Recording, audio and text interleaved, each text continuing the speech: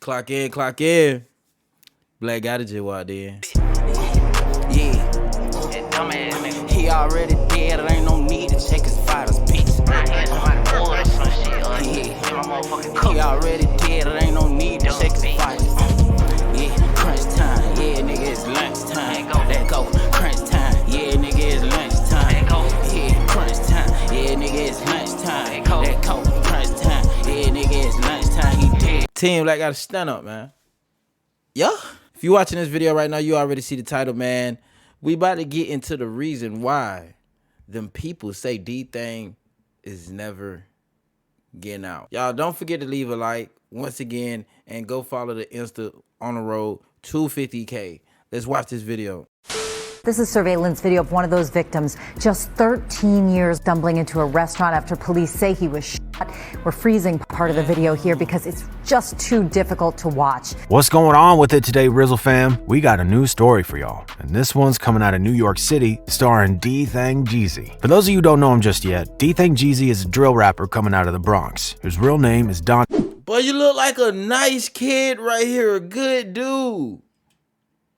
That's crazy. Banks Jr. And while he might not be the biggest dude in the rap game, he is one of the biggest in his scene. And for someone born in 2002, that's real impressive. The dude managed to get millions of views on YouTube since his career started popping off. But recently, he hit a bit of a roadblock. See, DThang ended up getting brought in on a huge indictment that included him and around 33 other gangsters from his surrounding hoods. So let's dig in and see what's really going on here. The dude was in the fast lane of fame despite the fact that he only started dropping music back in 2020. That's like 2 years ago, man. And after that, he went viral and was on the brink of crossing over into the mainstream. With this indictment, though, it's unlikely he'll ever see the superstardom he dreamed of. So what's he accused of? What gang is he from? What's his story? See, back on May 24th, the NYPD put out a huge indictment with a whopping 65 charges. Now, DThang GZ belongs to a gang called RPT, which is an acronym for River Park Towers, and they've been wrapped up in tons of different legal issues throughout the past few years. Back in 2020, a good few of their members ended up being indicted in the passing away of a rival op. Last year, they jumped a crip at Rikers Island. As you could tell, all of this makes their current situation a lot more complicated. In fact, there was another giant investigation that was carried out in 2014. This BG set was put under the microscope by the NYPD, and they got a good few guys. It was a major blow to RPT and all their affiliated sets. That being said, they couldn't make a big charge stick to take everyone down. The investigation found that RPT had been pushing a variety of substances since around 2010, and they also alleged that the gang would engage in robbery and various activities to make sure people knew not to mess with them. At the time, the leader of the gang was allegedly a dude by the name of Tyrone Felder, who went by the name Meme. Back in 2014, he was arrested along with two other people by the names Jamal Walker and Tommy Smalls. The Manhattan U.S. Attorney's Office said that they got together to carjack a cab driver. The NYPD released a statement on the whole thing, explaining more about the alleged gang activity. They said these individuals conducted their illegal operation inside of a River Park Towers development, causing alarm to the law-abiding residents that live in the area. Thanks to the investigators and prosecutors who built and investigated this case, the message is clear. The NYPD will continue to target gangs who threaten the safety and well-being of all New Yorkers. The apartment complex that RPT is from, River Park Towers, has security guards who do their best to make sure nobody was participating in anything illegal on the premises. Unfortunately, they aren't very effective. There have been numerous scraps between the security guard. He say apparently.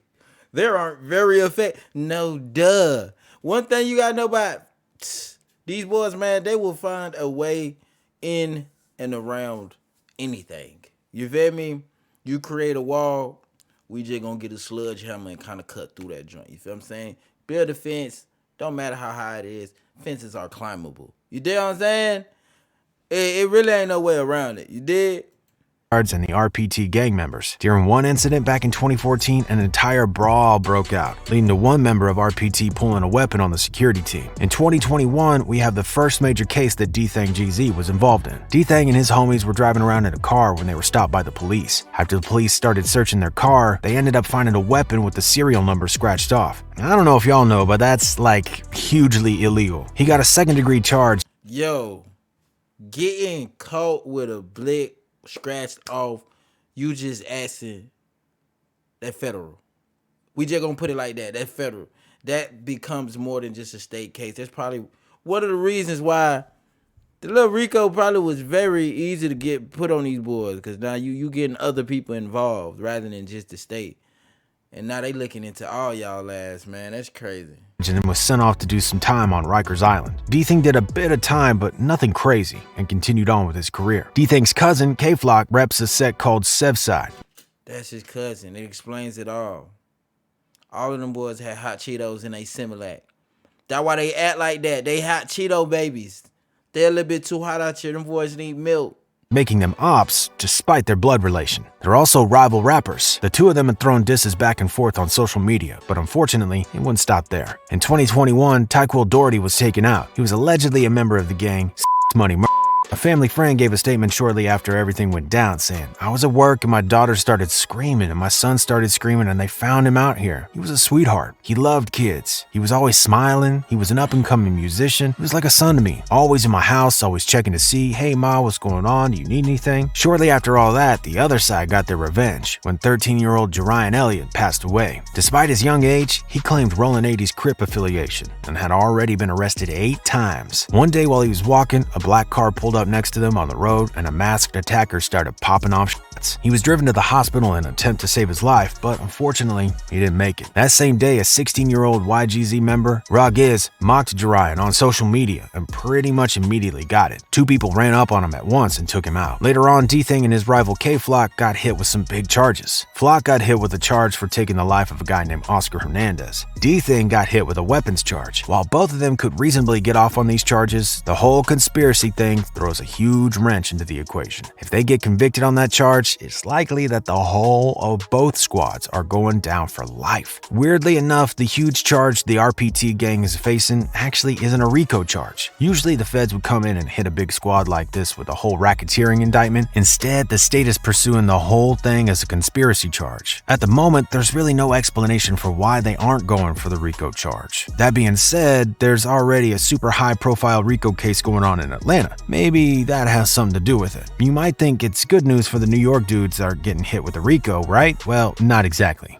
The conspiracy charges that were thrown at DThang GZ and others basically function pretty similarly to a RICO charge. It means that if the conspiracy charge goes through and one of them is guilty on taking out an op, the whole gang can go down because they all helped to make it happen. Also in the indictment, there's a charge of harming an animal. See, some members of RPT were on a live stream when they found a pigeon. They basically implied that the pigeon represented one of their ops. They said that if they could get 100 views on live, they'd kill the pigeon, and they did. With a cane. This one is technically just a misdemeanor, but still pretty awful to know this happened. Some people might not. Y'all niggas killing birds? Bro, let the bird fly. What the bird did to you, fam, and boo-booed on the car? You thought it was an op because it boo-booed on the car. I know y'all ain't that fried that y'all called a bird a op. You sound ridiculous, fam. A op bird. That's what you told them when you got locked up?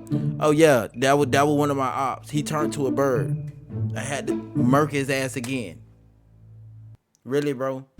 Some people might care about the pigeon more than they do the RPT ops. Either way, it's pretty messed up. Now, one thing here that's just a little bit embarrassing real quick. According to the indictment, there were over 30 times when the RPT gang sold to undercover police officers. It would almost be funny if not for the fact, like, if they sold to 30 undercover cops, how many regular people did they sell harmful substance to? As of now, there's no way to know how the trial will go. We'll continue to cover the story as it develops, though. But what do y'all think about this?